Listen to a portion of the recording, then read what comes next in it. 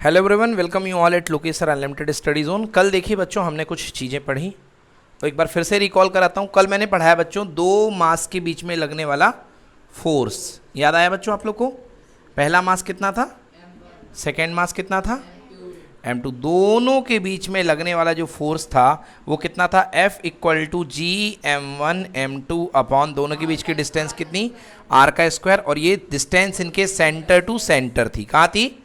Centre to center. मतलब earth के case में आप जो डिस्टेंस लेंगे वो कहाँ से लेंगे, अर्थ के सेंटर से। So this is center to center distance G m1 m2 upon r का स्क्वायर। ये हमने पढ़ा था universal gravitational force and this is called Newton's law of universal gravitation. दुनिया की हर बॉडी दूसरी बॉडी पर फोर्स लगाती है इक्वल। समझ में आया ना? दोनों तरफ से फोर्स क्या होते हैं, इक्वल। मतलब पहली बॉडी दूसरे पर जितना लगाएगी एग्जैक्टली वही फोर्स दूसरी बॉडी पहले पर लगाएगी। ये सीखा हम लोगों ने। ओके गाइस, आपने देखा कि दोनों ही बॉडी का फोर्स इक्वल होता है। आइए देखते हैं इसको क्या कहते हैं फिजिक्स में। बेटा ये वाली बॉडी इसको अपनी तरफ खींचेगी। सो ये फोर्स किस बॉडी पर लग रहा है बताओ? किस पर लग रहा है?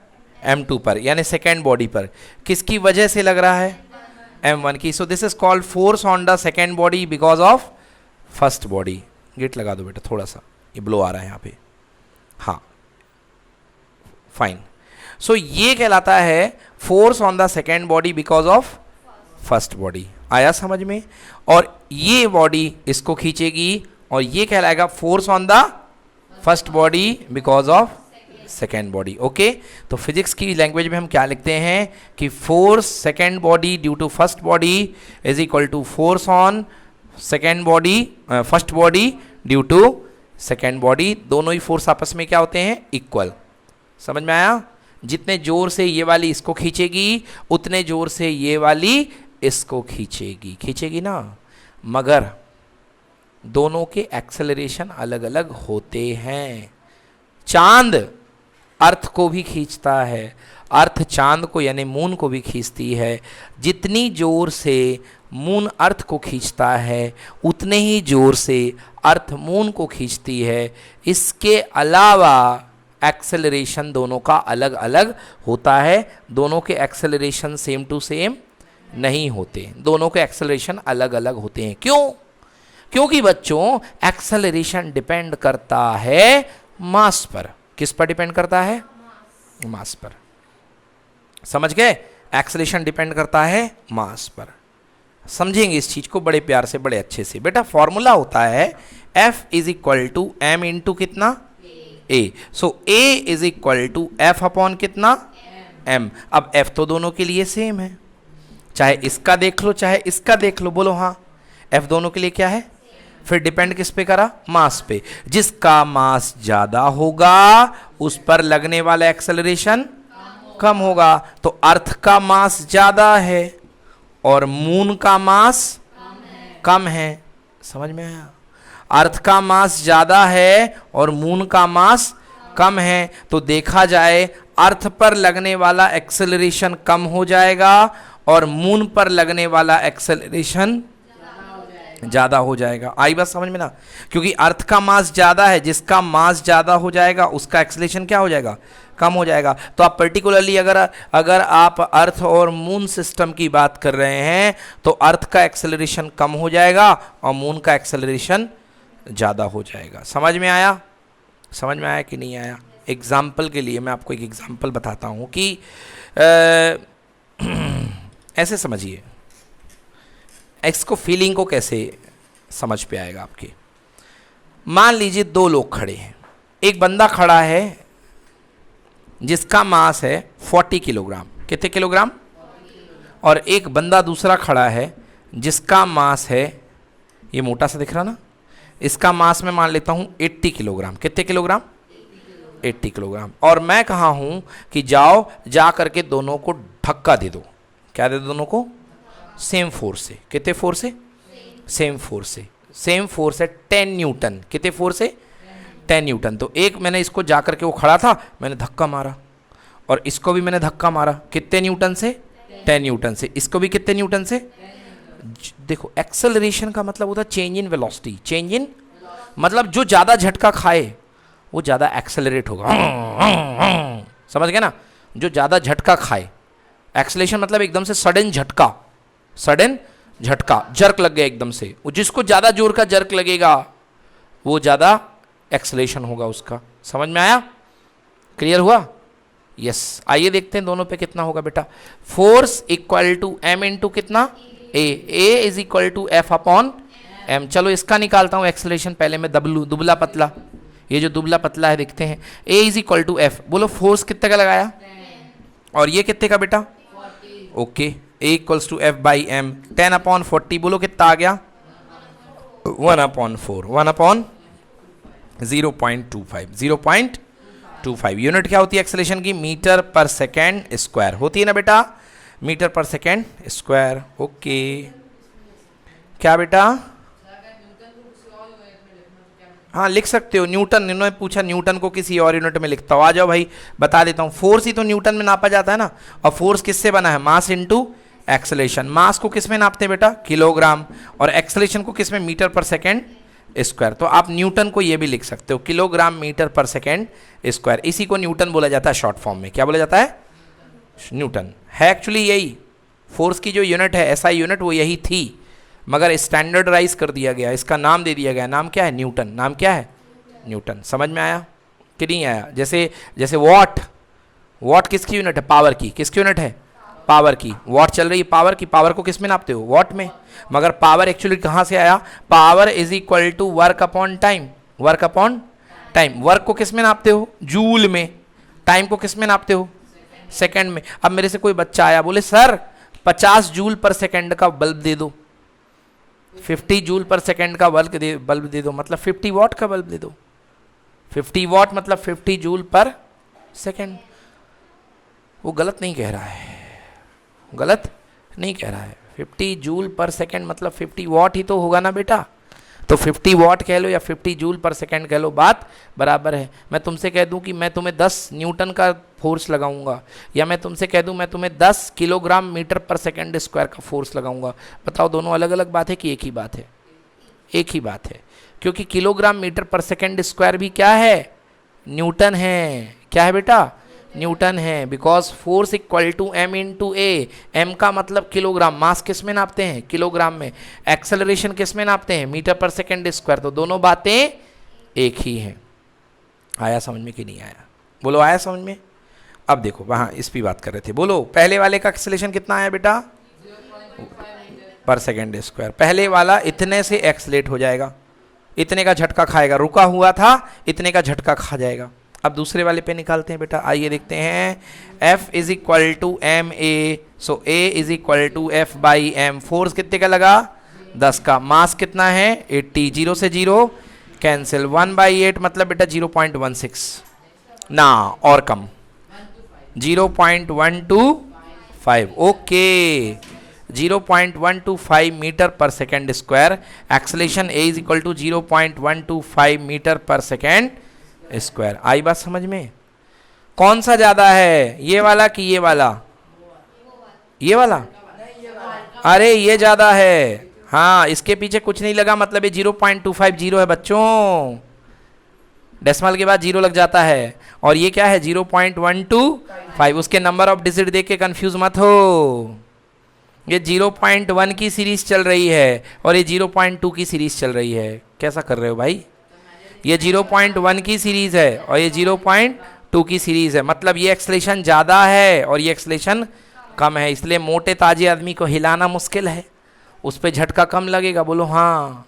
और ये दुबला पतला था, इस पे झटका क्या लगेगा, ज़्यादा। मेरे कहने का मतलब ये है, बताइए दोनों बॉडी पर फोर्स सेम लगा कि नहीं लगा? दोनों बॉडी पर फोर्स सेम लगा ना। फोर्स सेम लगने के बाद भी दोनों का एक्सेलरेशन क्या है, अलग अलग है, बस यही हो रहा है। हाँ समझ में आ गया ना, इसलिए थोड़ा खाते पीते रहना चाहिए, जिससे किसी दिन फोर्स लग जाए तो हम लोग झटका खा के गिर ना पड़े, समझ गए ना।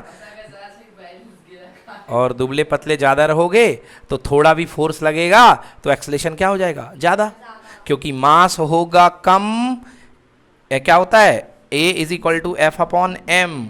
मास होगा कम तो एक्सेलरेशन होगा ज़्यादा, इसलिए दुबले पतले लोग जल्दी उड़ जाते हैं। पता चला हवा आई तो उड़ गए, है ना। इसलिए मास कम होगा तो एक्सेलरेशन ज़्यादा होगा, और मास ज़्यादा होगा तो एक्सेलरेशन कम होगा। समझ गए ना। इसलिए मास ज़्यादा होना चाहिए तो एक्सेलरेशन कम रहे। इसीलिए बॉर्डर पिक्चर में सन्नी देओल लॉन्चर उठा के चलता है, क्योंकि उसका मास बहुत ज़्यादा रहता है, तभी वो अच्छी गन से फायर कर पाता है। उसी की जगह कोई दुबला पतला हीरो ले लेते तुम, उसकी जगह कोई दुबला पतला हीरो ले लेते, फायर करता और पीछे मुड़ जाता, तो गोला मारना था दूसरे के यहाँ, मार देता अपनी के यहाँ। समझ गए जी। इसलिए ज़्यादा एक्सेलरेशन के लिए मास कम होना चाहिए और कम एक्सेलरेशन के लिए मास ज़्यादा होना चाहिए। आई बात समझ में, ठीक है ना। कम एक्सेलरेशन के लिए मास क्या होना चाहिए, ज़्यादा होना चाहिए। चलो ओके, अब बात करते हैं आगे। ये हो गई, ये मेन अंडरस्टैंडिंग आप लोगों के अंदर डेवलप करानी थी कि एक्सेलरेशन बदलता है, क्योंकि आपके अंदर ये चीज़ आ चुकी है कि सर फोर्स तो सेम रहता है, बट आपको ये अंडरस्टैंडिंग करानी थी कि एक्सेलरेशन बदलता है। यही कारण है कि अर्थ का एक्सेलरेशन अलग है और मून का एक्सेलरेशन अलग है। समझ गए ना। अर्थ भारी है, इसलिए चांद के रिस्पेक्ट में अर्थ का एक्सेलरेशन कम है, और मून हल्का है, इसलिए मून का एक्सेलरेशन ज़्यादा है। समझ में आया बेटा। चलो अब इस चीज़ को आगे बढ़ाते हैं। अब सुनिए एक नई बात। तो बेटा कल मैंने आपको पढ़ाया एक मैंने कांस्टेंट पढ़ाया जी का नाम कौन बताएगा। नाम पूछा हूं, गलत भाई, सबने गलत बताया। यूनिवर्सल ग्रेविटेशनल कांस्टेंट क्या है, यूनिवर्सल ग्रेविटेशनल कांस्टेंट। किसी ने ग्रेविटेशनल फोर्स बोल दिया, किसी ने ग्रेविटी बोल दिया, किसी ने ओनली कांस्टेंट बोल दिया, किसी ने यूनिवर्सल ग्रेविटी बोल दिया। सबका गलत है। आंसर है यूनिवर्सल ग्रेविटेशनल कांस्टेंट, और ये होता है 6.67 इंटू 10 की power -11 newton kilogram, newton meter square पर किलोग्राम स्क्वायर। ये है, बताया था ना कल। इसमें कोई कंफ्यूजन तो नहीं है ना, इसमें कोई कंफ्यूजन तो नहीं है ना। चलो अब बात सुनो ध्यान से, अब बात सुनो ध्यान से, मेरी बात सुनो, अब बात सुनो ध्यान से। बात क्या है, अब अपन पढ़ रहे हैं अगला टॉपिक है। ये यूनिवर्सल ग्रेविटेशनल कांस्टेंट था, ये हर प्लैनेट के लिए, ब्रह्मांड में जहां चले जाओ, जिस गैलेक्सी के अंदर चले जाओ, सन के ऊपर चले जाओ, कहीं भी चले जाओ, ये हमेशा फिक्स होता है, ये कभी बदलता, इसलिए इसके नाम के आगे लगा यूनिवर्सल। बट बच्चों कैंडविश, हेनरी कैंडविश। बट बच्चों अब मैं आपको बता रहा हूं acceleration due to gravity, acceleration due to, ये सबकी अलग अलग होती है। आइए पहले समझेंगे acceleration due to gravity. Acceleration due to gravity, acceleration due to gravity आपने ऐसे ही सुना होगा। बोले अर्थ की एक्सेलरेशन ड्यू टू ग्रेविटी कितनी होती है, जी। क्या होती है, कौन सा जी, कैपिटल जी की स्मॉल जी, स्मॉल जी। स्मॉल जी मतलब 10 मीटर, 9.8 मीटर पर सेकेंड स्क्वायर, मतलब कि लगभग 10 मीटर पर सेकेंड स्क्वायर। समझ गया ना। ये जी अर्थ की ग्रेविटी है, ये अर्थ का ग्रेविटेशनल एक्सेलरेशन है, अर्थ का ग्रेविटेशनल एक्सेलरेशन है। पहले इसका मीनिंग तुम समझ लो कि ये कहता क्या है, फिर तुमको समझ में आएगा कि एक्चुअली ग्रेविटी का मतलब क्या है।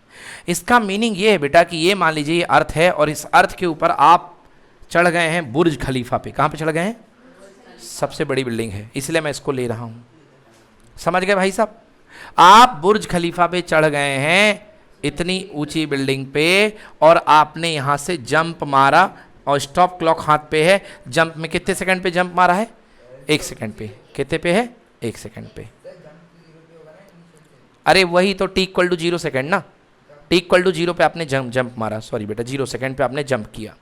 अब आइए देखते हैं आपके पास 1 सेकंड के बाद आपकी वेलोसिटी क्या है। कितने सेकंड के बाद, 1 सेकंड के बाद। बेटा सब लोग जानते हो v होता है u + 80, तो v अपन निकाल रहे हैं। बोलो u कितना है, 0। a कितना है बेटा, वही 10 मान लो, इनटू समय कितना बेटा, मतलब 1 सेकंड के बाद आपकी वेलोसिटी हो गई 10 मीटर पर सेकंड। आया समझ में। शुरुआत में जब आप जंप किए थे, आप फ्री फॉल किए थे, ठुप गिरे थे एकदम फिल्मी स्टाइल में, जैसे हीरोइन गिरती है ना।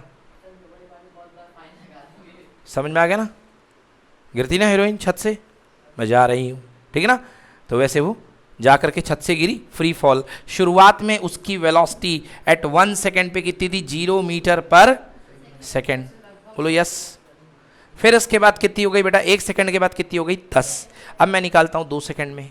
अब मैं निकालता हूँ कितने में? 2 सेकेंड में। 2 सेकेंड में वेलोसिटी निकालता हूँ, v equal to u plus A T. बोलो u कितना था? a कितना है? 10। कितना टाइम कितना है? 2 सेकेंड।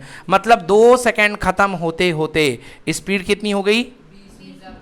3 सेकेंड पे कितनी हो गई? 4 पे कितनी हो गई?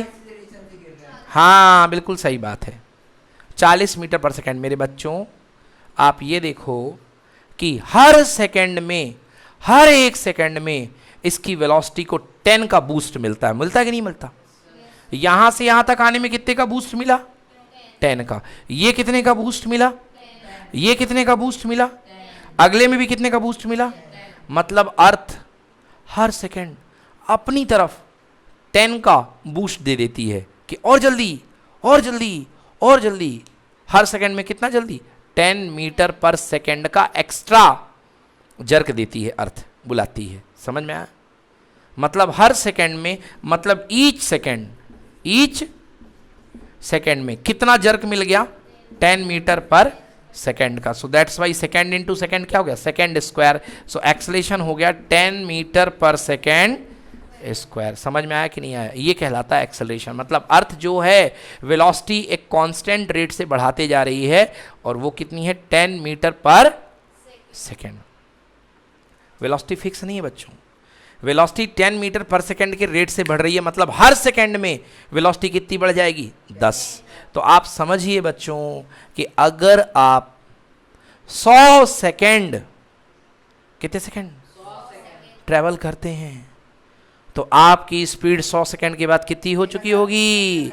1000 मीटर पर सेकेंड। अगर आप 100 सेकेंड में गिरते हैं तो आपकी जो 100वें सेकेंड में स्पीड हो चुकी होगी, वो हो चुकी होगी 1000 मीटर पर 1000 मीटर मतलब 1 किलोमीटर पर सेकेंड। इतनी भयंकर स्पीड है आपकी, इतनी जोर, आप जोर से टकराएंगे जमीन पे, कितने से? 1 किलोमीटर पर सेकेंड से।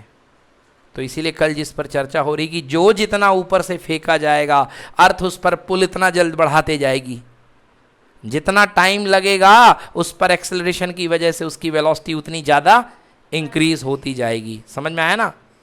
क्योंकि एक्सेलरेशन तो लग रहा है, अर्थ का तो एक्सेलरेटर दबा हुआ है। अब जितने देर तक आप उसमें रहोगे एनवायरनमेंट में, आपका एक्सेलरेशन उतना ज़्यादा बढ़ेगा। ये 1 किलोमीटर के हाल हैं, 100 सेकेंड के हाल हैं। ये 100 सेकेंड में इतना हो गया। अब आप मान लीजिए आप और ऊपर से फेंके गए हैं 1 किलोमीटर पर सेकेंड। सोचो गोली से ज़्यादा तेज हो कि नहीं हो आप? 1 सेकेंड में 1 किलोमीटर, मतलब चुटकी बजेगी और आप सीधे वहाँ बॉम्बे होटल। समझ रहे हो? इतने तेज हो, गोली से भी ज़्यादा तेज हो। कल इसी बात पे बात हो रही थी कि अगर ऊपर से एक चना फेंक दिया जाए तो आते भी क्या लगेगा? गोली लगेगा। क्या लगेगा? एकदम गोली जैसे फायर लगेगा, उससे भी ज़्यादा तेज। समझ गए ना? इसीलिए जब ओले गिरते हैं ना, जब क्या गिरते हैं? ओले, तो लोग सिर दबा करके भागते हैं, गाड़ियाँ रुक जाती हैं, जिससे कि स्पीड से आके ओलों के कांच ना फोड़ दे, गाड़ियाँ लोग साइड में लगा लेते हैं। समझ गए? ओले देखे गिरते हुए कभी? ओले गिरते नहीं देखे तुमने? बर्फ़ के पत्थर, आज जब जब गिरे तब सो रहे थे। आसमान से कई बार टेम्परेचर ऊपर का कम हो जाता है तो पत्थर गिरते हैं बर्फ़ के, उनको ओले बोलते हैं। कई बार छोटे गिरते हैं, कई बार बड़े गिरते हैं। मैंने एक बार अपनी लाइफ में इतने बड़े ओले गिरते देखे, देख लो भैया, बहुत बड़े ओले थे।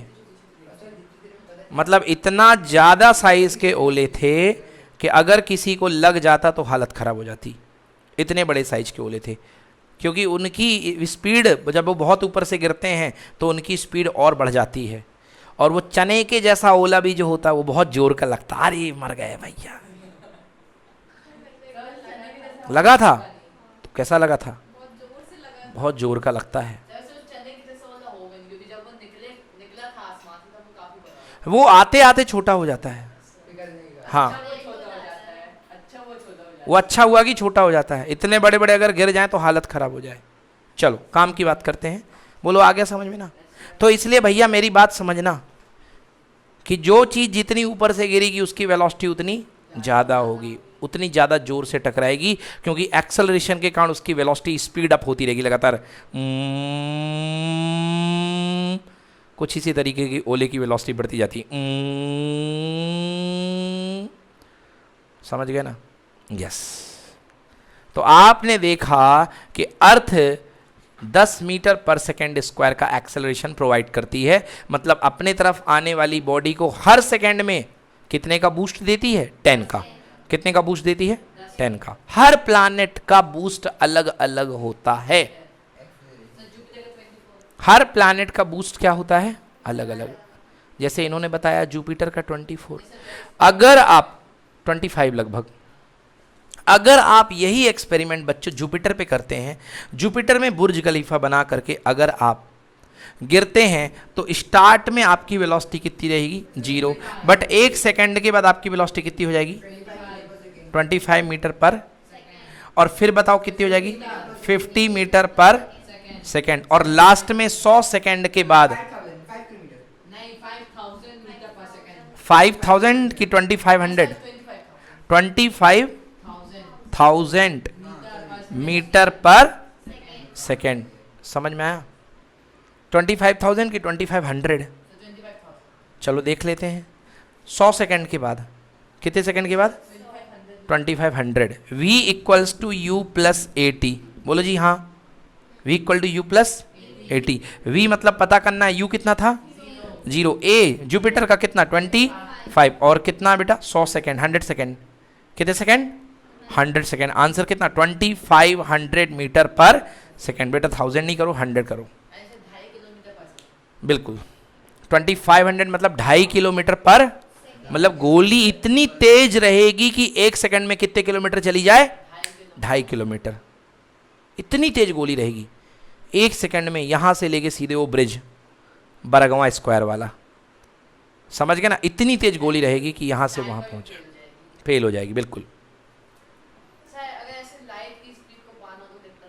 बताते हैं। इतनी तेज स्पीड में आपको ये देगा, मतलब आप क्या समझ रहे हैं? आप देख रहे हैं कि ग्रेविटी बदल रही है तो स्पीड भी बदल रही है। समझ में आया ना? Acceleration due to gravity. तो बच्चों अलग अलग प्लैनेट का अलग अलग एक्सेलरेशन ड्यू टू ग्रेविटी होता है। अलग अलग प्लैनेट का अलग अलग एक्सेलरेशन ड्यू टू ग्रेविटी होता है। अब आपके मन में ये चीज़ आ रही होगी, sir acceleration due to gravity कहाँ से आता है, कैसे बनता है, और ये किन किन चीज़ों पे डिपेंड करता है? क्या सर ये प्लैनेट पे डिपेंड करता है? क्या ये प्लैनेट के मास पे डिपेंड करता है? क्या ये सन पे डिपेंड करता है? या ये किन बातों पे डिपेंड करता है? तो हमारे एग्जाम का बहुत ही अच्छा डेरिवेशन है, बहुत ही अच्छा टॉपिक है, acceleration due to gravity. Heading डालिए बच्चों, एक्सेलरेशन ड्यू टू ग्रेविटी। अब इस सेगमेंट में हम देखेंगे कि अलग अलग प्लैनेट का अलग अलग एक्सेलरेशन ड्यू टू ग्रेविटी क्या होता है।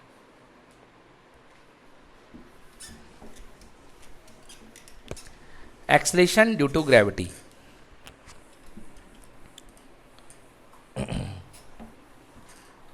Acceleration due to gravity. बच्चों हम जो भी एक्सेलरेशन ड्यू टू ग्रेविटी निकाल रहे हैं, कहां पर निकाल रहे हैं? सरफेस पे। कहां पे निकाल रहे हैं? सरफेस पे। जैसे जैसे आप ऊपर जाओगे तो एक्सेलरेशन ड्यू टू ग्रेविटी बहुत हाइट में जाने के बाद कम होने लगता है, बहुत हाइट में जाने के बाद कम होने लगता है। मगर ये याद रखना कि जैसे अर्थ का acceleration due to gravity G कितना है? लगभग 10। कितना है? 10। तो आप बुर्ज खलीफा के ऊपर भी बैठ जाओ तो भी आपका एक्सेलरेशन ड्यू टू ग्रेविटी कितना रहेगा? 10 ही रहेगा। मतलब इतनी छोटी हाइट पे कोई ज़्यादा फर्क नहीं आता है। आप 150 किलोमीटर ऊपर भी चले जाओगे तो कोई ज़्यादा फर्क नहीं आएगा। जब आप बहुत चले जाओगे ना, 8 किलोमीटर माउंट, हाँ 340 किलोमीटर से बदलना लगभग शुरू होता है। 300 किलोमीटर तक भी लगभग सेम रहेगा। माउंट एवरेस्ट पे भी एक्सेलरेशन ड्यू टू ग्रेविटी में कोई ज्यादा फर्क, मामूली फर्क, क्योंकि माउंट एवरेस्ट 8,848 किलोमीटर है, लगभग 8.5 मीटर मतलब लगभग 8 किलोमीटर। लगभग कितने किलोमीटर? 8.5 किलोमीटर का है, तो इसलिए ज्यादा फर्क नहीं आने वाला है। बट जब आप बहुत ऊपर चले जाएंगे 300-400 किलोमीटर तो फर्क पड़ेगा। आ गई बात समझ में? आइए देखते हैं कि एक्सेलरेशन ड्यू टू ग्रेविटी हम कैसे निकालते हैं। देखिए बच्चों, ये मैं मान लीजिए कि मेरे पास ये अर्थ है, मैं अर्थ की बात कर रहा हूं अभी, तो मास ऑफ द अर्थ मैं लेता हूं me। क्या लेता हूं बेटा? और इसके ऊपर मेरे पास कोई ब्लॉक रखा हुआ है या कोई बॉल या कुछ भी रखा हुआ है, इसको ब्लॉक ले लो, नहीं तो आप कहोगे सर ब्लॉक बोल रहे हो, बॉल बना रहे हो। ये लो जी, बॉल रखी हुई है और बॉल का मास कितना है बेटा? m। बॉल का मास कितना है? m है कि नहीं है? ये कैपिटल M ही है और ये क्या है? Small m। ओके, चलिए देखते हैं। अब एक जनरल सवाल मैं पूछता हूँ उसको आगे पढ़ाने के पहले कि भैया हम तुम दोनों, शुभ मेरा वेट है 78 किलोग्राम, कितना है? 78 किलोग्राम। मैं भी खड़ा हूँ अर्थ के ऊपर और शुभ तुम भी खड़े हो। मैं 78 का हूँ, तुम कितने के हो? कितने के हो भैया? 52, 57 के हो। मुझे ये बताओ शुभ कि बताइए एक्सेलरेशन ड्यू टू ग्रेविटी किसका ज़्यादा होगा अर्थ की तरफ, तुम्हारा कि मेरा?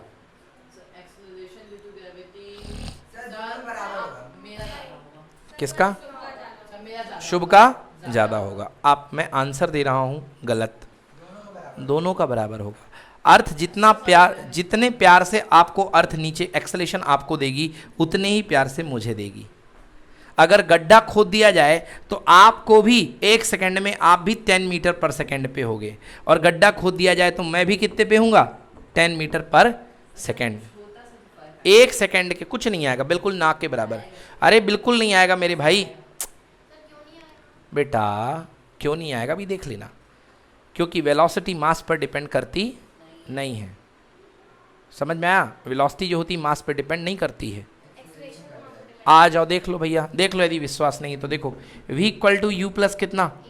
गड्ढे खोदने के पहले दोनों रेस्ट पे थे, वेलोसिटी कितनी? 0। दोनों पे एक्सेलरेशन कितना लग रहा है? 10। और टाइम कितना? 1।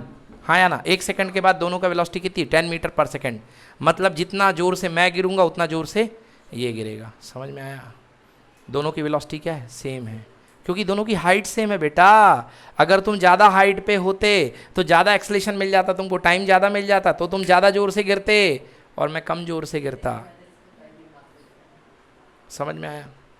मगर अभी राइट नाउ दोनों की वेलोसिटी क्या होगी? सेम होगी। भैया देखिए, अब बच्चा कंफ्यूज हो रहा है, बिल्कुल सही जगह आ गया।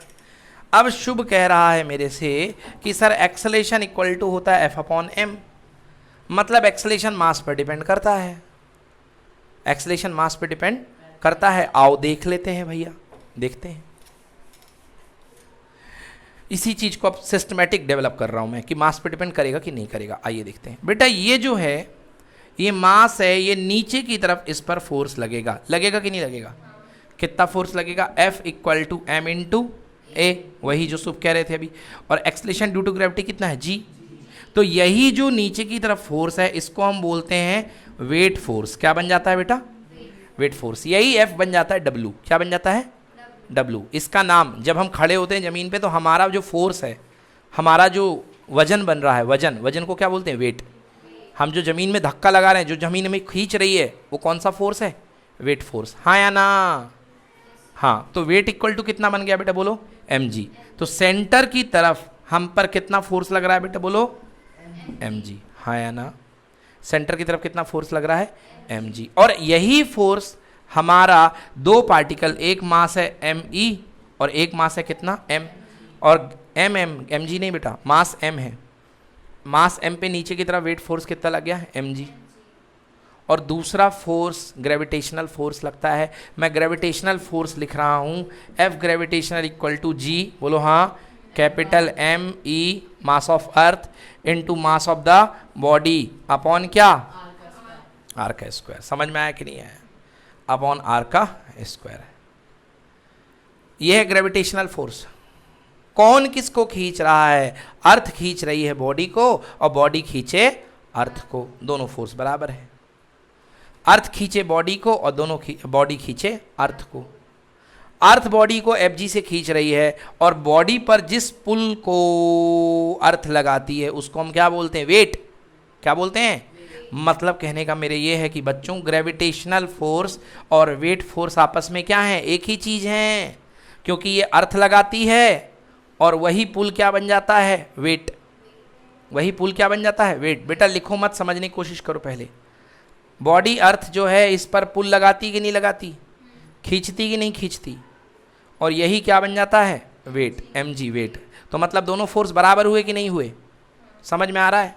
दोनों फोर्स इक्वल नहीं हुए बेटा। क्यों नहीं हुए? ये दोनों फोर्स एक ही चीज है कि नहीं है? एक मिनट, मैं तुम्हारा हाथ पकड़ के खींच रहा हूं, मैं तुम्हारा हाथ पकड़ के खींच रहा हूं और तुम कह रहे हो सर मुझे खींच रहे हैं, सर मुझे खींच रहे हैं, मान लो 10 न्यूटन से। बोलो हाँ। अब मैं कहूँगा अपनी भाषा में, मैं प्रिंस को खींच रहा हूँ। बोलो हाँ। तुम जो कह रहे हो सर मुझे खींच रहे हैं और मैं कहूँगा मैं प्रिंस को खींच रहा हूँ, क्या दोनों फोर्स एक ही बराबर हैं कि अलग अलग हैं? एक ही बराबर है। तो यहाँ पर बॉडी का क्या है? वेट है। बॉडी का वेट क्यों है? क्योंकि अर्थ उसे खींच रही है। यस और नो? तुम वेट क्यों फील करते हो कहीं पर? क्योंकि तुम्हें कोई खींच रहा होता है। पानी में जब तुम जाते हो तो तुम्हें हल्का हल्का फील होता है, वेट कम फील होता है। बोलो यस और नो? क्योंकि तुम्हारा पानी में वेट कम हो जाता है, क्योंकि वहां पर तुम्हें लेस फोर्स लगता है अर्थ का। कैसा फोर्स लगता है? लेस। बट जब पानी के बाहर आते हो तो आपका फोर्स क्या हो जाता है? बढ़ जाता है। सब बताऊंगा, बाउंसी रूल है, बियॉन्ड फोर्स लगेगा, वो उल्टा लग जाएगा तो कम कर देता आपके फोर्स को। समझ में आया बच्चों? तो तुम्हें जो फोर्स अर्थ खींच रही है वही फोर्स तो तुम्हारा वेट है ना, क्योंकि अर्थ तुम्हें जिस फोर्स से खींचती है वही फोर्स कौन सा फोर्स है? Weight force. तुम भारी क्यों? क्योंकि भारी तुम्हें इसलिए लग रहा क्योंकि तुम्हें अर्थ खींच रही है, इसलिए तुम भारी हो, तुम्हारा वेट ज्यादा है। बोलो तुम्हारा वेट किसके ऊपर लग रहा है? हवा के ऊपर कि अर्थ के ऊपर? अर्थ के ऊपर क्यों लग रहा है? क्योंकि अर्थ तुम्हें खींच रही है। हाँ या ना? ठीक है। मतलब जो न्यूटन का अट्रैक्शन ग्रेविटेशनल फोर्स है वही आपका कौन सा फोर्स है? Weight force. क्योंकि वेट फोर्स से ही अर्थ आपको खींचती है और अर्थ जिस फोर्स से बॉडी को खींचती है उसको कौन सा फोर्स बोलते हैं? Gravitational force. मतलब ग्रेविटेशनल फोर्स ही वेट फोर्स है। समझ में आया? आइए देखते हैं ग्रेविटेशनल फोर्स बच्चों। G M E small M upon कितना? आर का स्क्वायर। मतलब यहां से यहां तक की दूरी, सेंटर से लेके कहां तक की? सरफेस तक की, हाँ या ना? तक की दूरी अपॉन कितना? आर का square equal to W equal to कितना बेटा? M G. W equal to M से एम क्या हो गया? मतलब मेरे मास पे या शुभ के मास पे कोई डिपेंड नहीं करता। समझ में आया? ये देखो छोटा वाला एम था, छोटा वाला एम क्या था? मास of the body, mass of the, और मास ऑफ द बॉडी पे gravitational acceleration depend, gravitational force depend करता है, मगर ग्रेविटेशनल एक्सेलरेशन डिपेंड, याद रखना लल्ला, ग्रेविटेशनल फोर्स डिपेंड करता है। क्योंकि कल पढ़ाया था gravitational force proportional to m1 into m2, मेरा वाला मास इंटू तेरा वाला मास, याद आया? तो ग्रेविटेशनल फोर्स तो डिपेंड करेगा मगर acceleration due to gravity depend नहीं करेगा। तो बेटा हमारा डेरिवेशन फाइनली आ चुका है, G equal to capital G M upon R का एम ई होगा। बिल्कुल बेटा, mass of the earth into R का स्क्वायर। अब याद रखना ये अर्थ के लिए निकाल रहे हो इसलिए एम ई आ रहा है, अगर कोई और प्लैनेट ले लोगे तो एम ई नहीं आएगा। आई बात समझ में? तो ये है ग्रेविटेशनल एक्सेलरेशन का डेरिवेशन। तो बताइए भैया ग्रेविटेशनल एक्सेलरेशन किन किन चीज़ों पे डिपेंड करता है? क्या ये बॉडी के मास पे डिपेंड करता है? क्या ये प्लैनेट के मास पे डिपेंड करता है? हाँ देखो भैया, प्लैनेट अर्थ है ना, अर्थ के मास पर डिपेंड कर रहा है। देखो डायरेक्टली बैठा हुआ है। बोलो हाँ। अगर प्लैनेट का मास बढ़ेगा तो ग्रेविटेशनल एक्सेलरेशन भी, तो जुपिटर का मास हमारी अर्थ से ज़्यादा है या कम है? ज़्यादा है, इसलिए उसका ग्रेविटेशनल एक्सेलरेशन क्या होगा? ज़्यादा होगा। समझ में आया? दूसरा, क्या ये रेडियस पे डिपेंड कर रहा है? अगर रेडियस कम होगी तो जी क्या होगा? बढ़ेगा, और अगर रेडियस ज़्यादा होगी तो जी क्या होगा? कम होगा। मतलब जितना सिकुड़ा हुआ प्लैनेट होगा उसका ग्रेविटेशनल एक्सेलरेशन उतना ज़्यादा होगा, और जितना फैला हुआ प्लैनेट होगा उसका ग्रेविटेशनल एक्सेलरेशन उतना कम होगा। बट मास पे भी डिपेंड करता, मास को इग्नोर मत कर देना। दोनों की रिश्तेदारी से चलेगा, G equal to G M E upon R का स्क्वायर। नहीं, बिल्कुल फिक्स है, हमेशा फिक्स है। अरे कैपिटल जी क्यों बदलेगा बेटा? आप स्मॉल जी बोल रहे हो कि कैपिटल जी बोल रहे हो? हाँ, क्यों बदलेगा वो? अरे तो आएगा ना, आएगा ना, बट किसकी वजह से आएगा? इन दोनों की वजह से आएगा ना, उसकी वजह से थोड़ा ना आएगा। वो तो कांस्टेंट है। समझ में आया कि नहीं आया? आ गया समझ में? अब अर्थ के लिए यहाँ पर अर्थ का मास रख दीजिए, अर्थ की रेडियस रख दीजिए, सॉल्व करने पर कितना आता है? 9.8 मीटर पर सेकेंड स्क्वायर। जिस भी आपको प्लैनेट का चाहिए है, जिस भी आपको प्लैनेट का चाहिए है, आप वहाँ पर उसका मास रख दें, उसकी रेडियस रख दें, आपके पास उसका एक्सेलरेशन आ जाएगा। बोलो आया समझ में कि नहीं आया?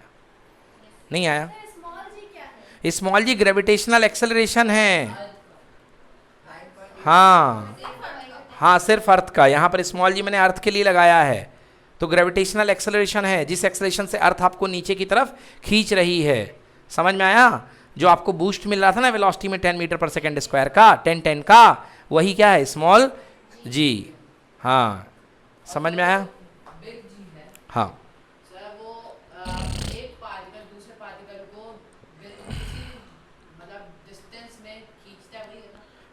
बिग जी यूनिवर्सल ग्रेविटेशनल कांस्टेंट है, ऐसा कुछ नहीं है। वो डिस्टेंस नहीं है, वो फिक्स कांस्टेंट है, उसकी बात नहीं करो। वो फिक्स कांस्टेंट है, वो कभी नहीं बदलेगा।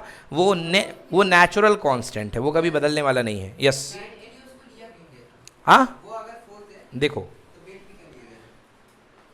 क्या कह रहे हो? कौन फोर्स है? वेट पे क्या लिया गया? जी फोर्स है। हाँ हाँ,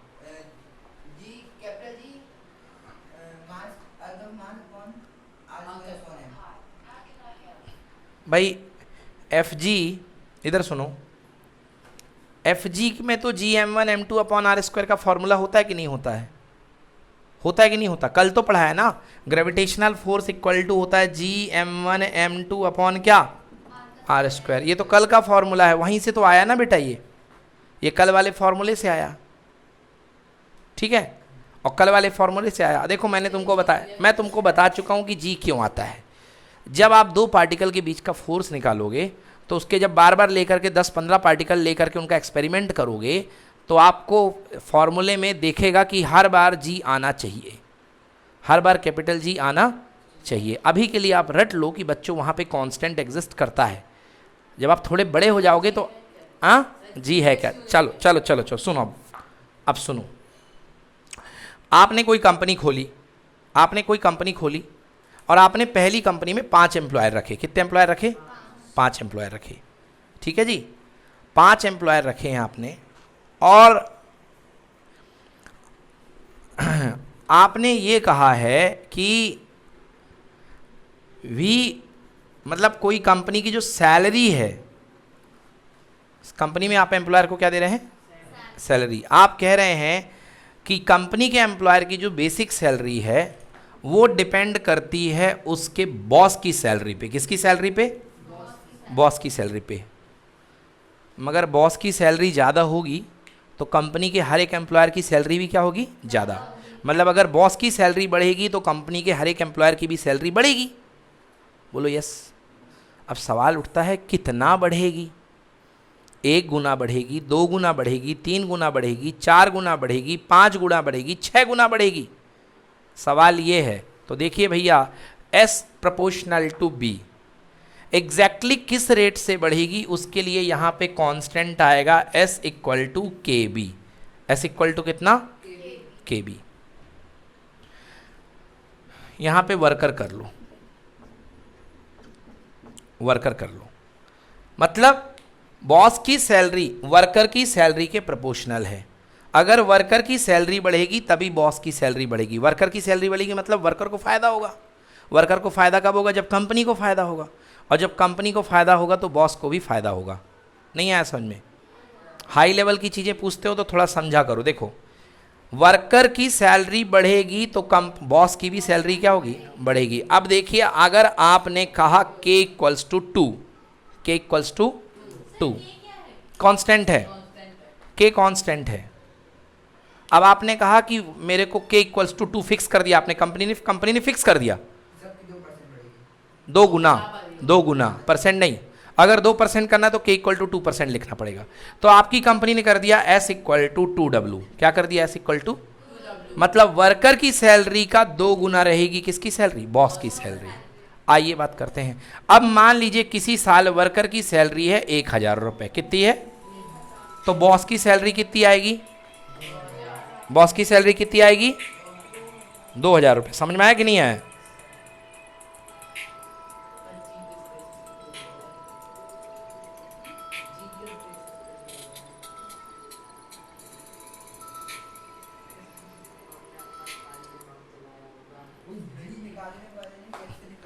ध्यान से सुनिए। तो अगर बात तो सुनो, तो अगर वर्कर की सैलरी 2000 रुपये है तो बॉस की सैलरी 2 गुना, बोलो कितने रुपीस आएगी 2000, हाँ या ना। अगर वर्कर की सैलरी कंपनी ने 2000 कर दी तो बॉस की सैलरी कितनी आएगी 4000। आई बात समझ में? इसलिए प्रोपोर्शनल लिया जाता है कि फिक्स एक रूल रहता है कि अगर इनकी सैलरी इतनी बढ़ेगी तो इसकी सैलरी इतनी हो जाएगी। एक यूनिफॉर्मिटी मतलब एक रूपता चलती रहे कंपनी में। बोलो यस और नो। जैसे आपके स्कूल में एक कांस्टेंट बन चुका है कि क्लास का सबसे हाई परसेंट वाला बच्चा मॉनिटर बनाया जाएगा, बन चुका है ना, लगभग स्कूलों में यही चलता है। तो ये क्या, एक प्रोपोर्शनैलिटी डेवलप कर दी गई है कि जिसके हाई परसेंट आएंगे वही क्या बनेगा, मॉनिटर बनेगा। वो छोड़ो सब, वो छोड़ो सब, वो मैथ्स के बाहर की बात निकल गई। तो मेरे कहने का मतलब है जी कहाँ से आया बेटा, जी कहाँ से आया, 2 पार्टिकल ले लिए, 3 तरीके 4 तरीके के पार्टिकल ले लिए और हेनरी कैंडविच ने सबके बीच में एक्सपेरिमेंट किया और सबके बीच में एक्सपेरिमेंट करके फोर्स निकाला। क्या निकाला, फोर्स निकाला। फोर्स निकाला तो ऐसा समझो, अब ज़्यादा हल्ला नहीं करना इस पर।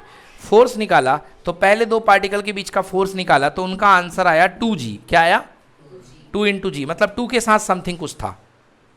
अगर दूसरा एक्सपेरिमेंट किया तो कितना आया 3g, और तीसरा एक्सपेरिमेंट किया तो कितना आया 4g। तो हेनरी कैंडविच ने कहा भैया जी तो हमेशा रहता है, इसलिए पक्का जी क्या होगा पूरी प्रोसेस में, कांस्टेंट। क्या होगा प्रोसेस में, कांस्टेंट। अब इसके बारे में ज़्यादा डिटेल में मत जाओ बेटा, और क्योंकि देखो क्या होता है, इसका कौन डाउट है तुम एंड करो इस डाउट को, तुम इसमें बाद में चर्चा करना, क्योंकि जिसने इतना सोचा नहीं है वो कंफ्यूज हो जाएगा बेवजह कि ये क्या चल रहा है, तो उसको इग्नोर मारो, अभी बाद में बात करेंगे।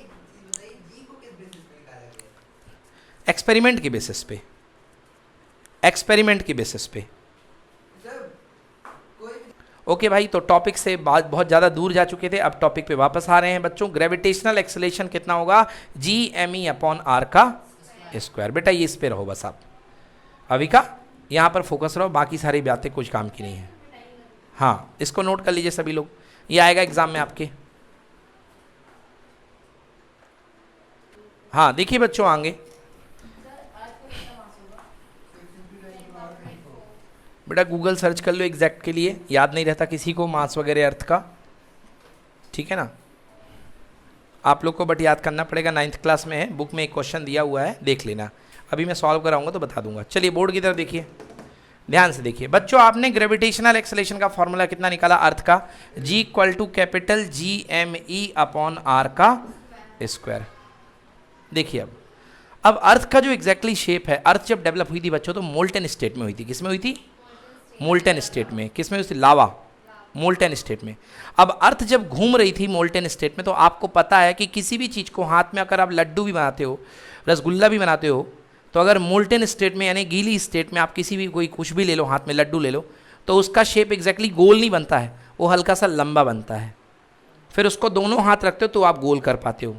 कोई भी हाथ में आटे की लोई ले लेना और उसको ऐसे ऐसे घुमाना, तो वो गोल नहीं बनेगी, कैसी बनेगी, हल्की सी लंबी बनेगी। और थोड़ा जानते भी होगी कि अर्थ का एग्जैक्ट जो शेप है वो स्फेयर नहीं है, वो ओवल है। क्या है भैया, बस इतनी जानकारी आपके लिए काफ़ी है कि अर्थ का शेप कुछ इस टाइप का है।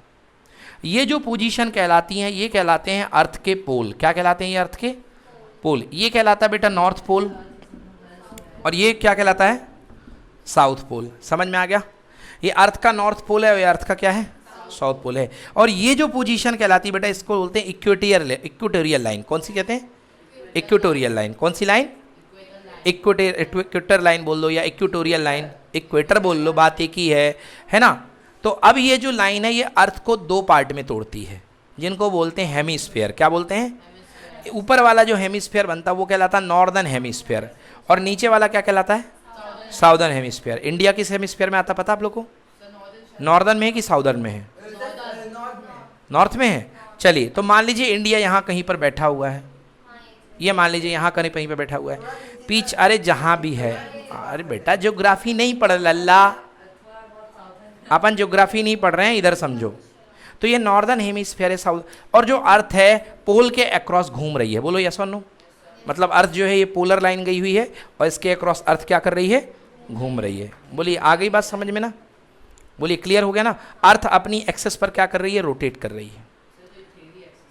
ठीक, अब ये अर्थ अपनी एक्सेस पे रोटेट कर रही है। अब आप देखिए, अब आप खुद इस चीज को महसूस कर रहे सकते हैं कि क्या अर्थ के दो पोल्स की और इक्वेटर्स की, ये इक्वेटर जोन कहलाता है। क्या कहलाता है ये? Equator zone. बेटा यहाँ ठंडी बहुत ज़्यादा पड़ती है और इन एरिया में गर्मी बहुत ज़्यादा पड़ती है। क्या इक्वेटर जोन की रेडियस और पोलर जोन की रेडियस इक्वल है कि अनइक्वल है? अनइक्वल है। आप देखिए पोल की रेडियस कम है और इक्वेटर की रेडियस क्या है? ज़्यादा है। बोलिए यस और नो। और आप देख रहे हैं कि जो जी है वो डिपेंड कर रहा है आर स्क्वायर पे। बोलो यस और नो। मतलब अगर रेडियस ज़्यादा होगी तो ग्रेविटी क्या होगी? कम। मतलब ग्रेविटेशनल एक्सेलरेशन क्या होगा? कम होगा अगर रेडियस क्या होगी? ज़्यादा। और अगर रेडियस यदि कम होगी तो ग्रेविटेशनल एक्सेलरेशन क्या होगा? तो आप ध्यान से देखिए, पोल पर रेडियस क्या है? कम है, तो इसलिए पोल पर ग्रेविटेशनल एक्सेलरेशन क्या होगा? ज़्यादा। इसलिए पोल पर ग्रेविटी ज़्यादा होती है और इक्वेटर पर ग्रेविटी, आई बात समझ में? पोल पर ग्रेविटी ज़्यादा होती है और इक्वेटर पर ग्रेविटी कम होती है। मतलब यदि आप किसी चीज़ को उछाल देंगे हवा में तो बताइए कौन ज़्यादा दूर जाएगा? पोल पर ज़्यादा दूर जाएगा कि इक्वेटर पर? इक्वेटर पर वो चीज़ ज़्यादा ऊपर जाएगी क्योंकि उस पर ग्रेविटी कम लगेगी, और पोल पे वो चीज़ कम ऊपर जाएगी क्योंकि उस पर ग्रेविटी क्या लगेगी? ज़्यादा लगेगी।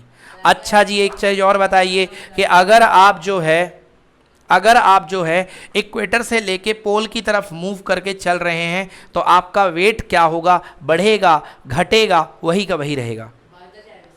बढ़ेगा। बिल्कुल सही, क्योंकि वेट इक्वल टू कितना होता है? mg। वेट इक्वल टू कितना होता है? mg। जब आप इक्वेटर पे रहेंगे तो आपका इक्वेटर पर वेट रहेगा m इंटू जी इक्वेटर, और जब आप पोल पे रहेंगे तो आपका पोल पर वेट हो जाएगा m इंटू जी पोल, gp। और पोल की ग्रेविटी क्या है? ज़्यादा, तो इसलिए पोल की ग्रेविटी ज़्यादा होने से पोल पर वेट भी क्या होगा? ज़्यादा। और इक्वेटर की ग्रेविटी कम होने से इक्वेटर पे वेट क्या होगा? कम होगा। कम, इक्वेटर पर ग्रेविटी कम है ना, तो इक्वेटर पे ग्रेविटी कम है तो इक्वेटर पर वेट भी क्या होगा? कम। और इक्वेटर और पोल पे ग्रेविटी ज़्यादा है तो वेट भी क्या होगा? ज़्यादा। आई बात समझ में? Weight equal to mass into gravity, mass into gravity. तो आप जो कहते हैं ना वेट लॉस, मुझे वेट लॉस करना है, मुझे वेट लॉस करना है, तो आप वेट लॉस करने के लिए क्या कर रहे हो? अर्थ में ग्रेविटी कम कर रहे हो कि अपना मास कम कर रहे हो? क्योंकि ग्रेविटी आपके हाथ में नहीं है। और अगर दूसरा ग्रेविटी कम करना हो तो आप दूसरे ग्रह में चले जाइए, दूसरे से प्लैनेट में, प्लूटो में चले जाइए, या इक्वेटर में रहने लगिए तो आपका थोड़ा सा वेट कम हो जाएगा। समझ में आया ना? आपके कंट्रोल में आपका मास है, क्योंकि weight equal to mass into gravity. अगर आप यहाँ पे कुछ मास है तो बताइए दूसरे प्लैनेट में आपका मास बदलेगा कि नहीं बदलेगा? मैं सुन रहा हूँ, क्या बोल रहा हूँ? मास पूछ रहा हूँ। मास नहीं बदलेगा, मगर वेट प्लैनेट टू प्लैनेट बदलता है। जिसमें ग्रेविटी ज़्यादा उसमें वेट ज़्यादा। कल मैंने बताया था जुपिटर में आपको पैर उठाने के लिए बहुत मेहनत करनी पड़ेगी, क्योंकि जुपिटर में आपका वेट क्या होगा? बहुत ज़्यादा। और यहीं प्लूटो में चले जाएंगे तो प्लूटो में आपका वेट बहुत कम होगा। Amount of matter is called मास, बताते हैं, ठीक है ना? एग्जैक्टली, बिल्कुल सही। चलिए आ गया बच्चों समझ में? कोई दिक्कत है? बन जाएगा। चलिए नोट कर लीजिए इसको। तो ये हुआ आपका वेट निकालने का टॉपिक। आज का टॉपिक यहीं पर कंप्लीट करते हैं। इस तरीके से हम ग्रेविटेशन निकालते हैं, ठीक ना? ये वेरी इंपॉर्टेंट बच्चों, आज का derivation G equal to G_m/r²। बहुत एग्जाम में आता है कि ग्रेविटी क्या, एक्सेलरेशन ड्यू टू ग्रेविटी किन किन चीज़ों पे डिपेंड करता है। ये प्लैनेट के मास पर डिपेंड करता है, ये प्लैनेट की रेडियस पर डिपेंड करता है।